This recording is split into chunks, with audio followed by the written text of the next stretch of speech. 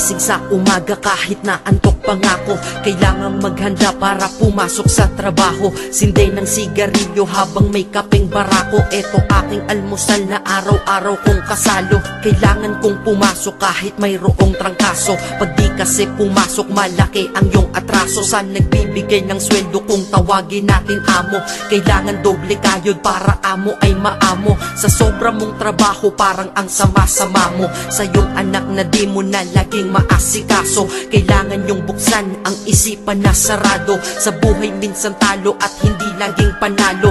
Wala kang aasahan, walang mamamalato.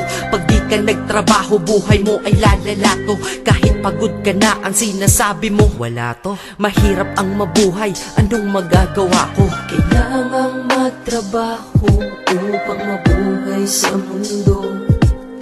Kung di ka magsisi